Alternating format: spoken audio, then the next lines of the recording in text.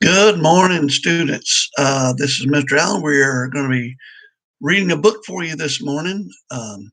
And I picked out a book called Climbing Kansas Mountains.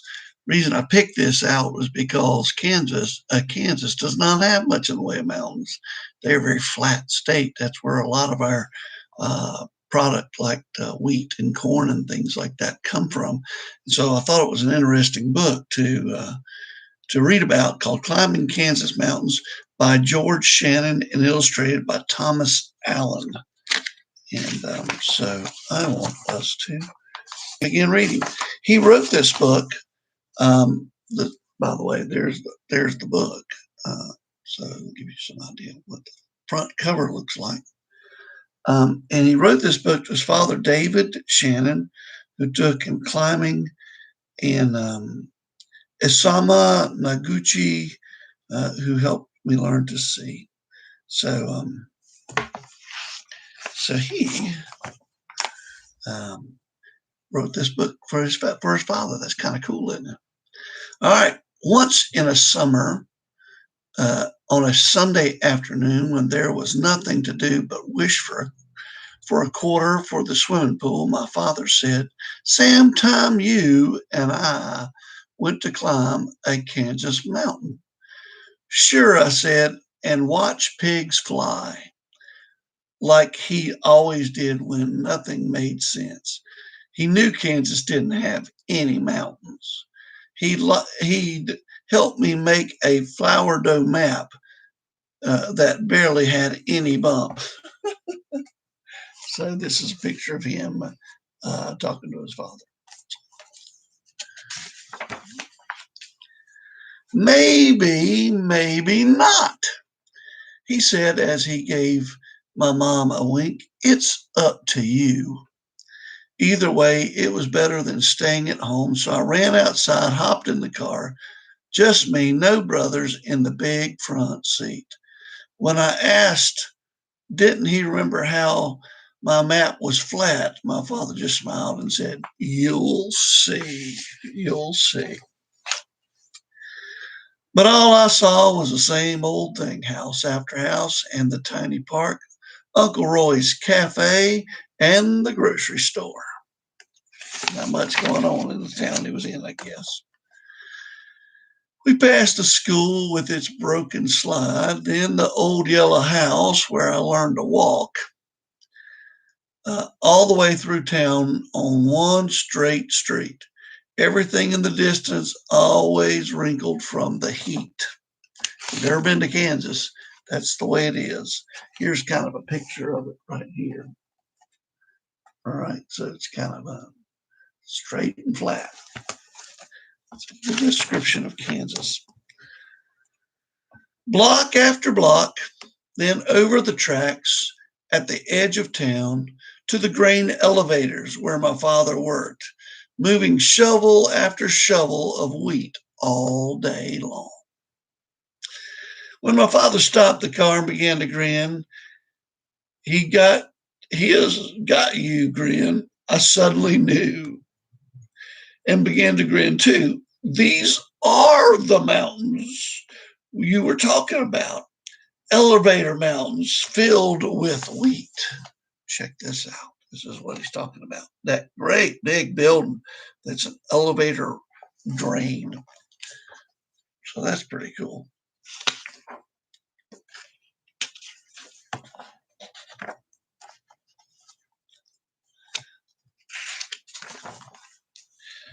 "Why not?" he asked back. "The thing that makes a mountain is a high, quiet view.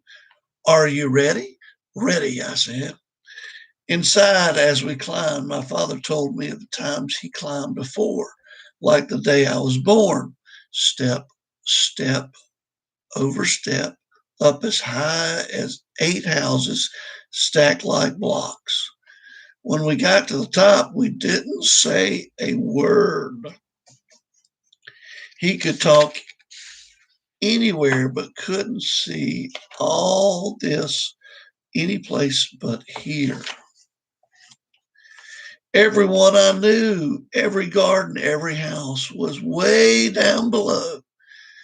With cool, wide sky between there and me, the school would have fit in my desk at school, and our house was hiding under trees like a sneaky cat. Fields of wheat, still gold, and others cut to brown, were all as small as our own little square of beans at home. There were squares of smooth as fancy pants, and squares plowed up like corduroy, squares of squares, and swirls and stripes, all held together like our tablecloth, but with ribbons of road instead of red. All flat like the table in the dining room.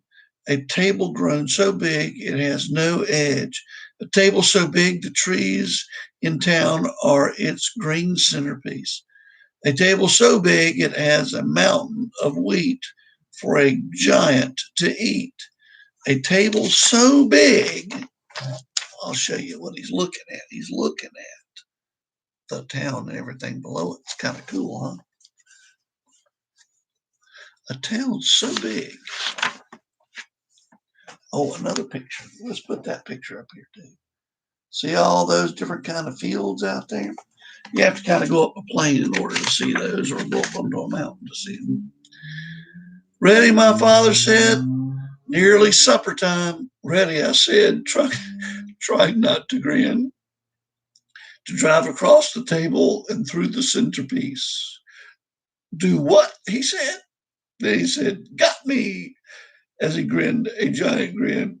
Let's drive across the table to the table at home, shall we?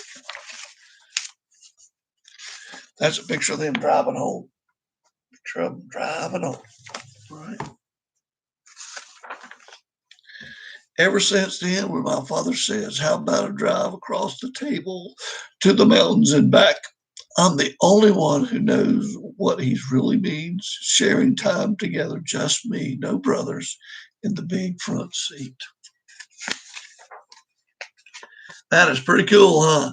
He got to spend time with his dad. And so I would encourage you guys while you're at home in this time for us being stuck at home, that you take a valuable moment, even more than one, and spend some time with your dad or mom, just you, and sit with her, walk with her, and enjoy that time. That's my hope for you today. All right. Bye now.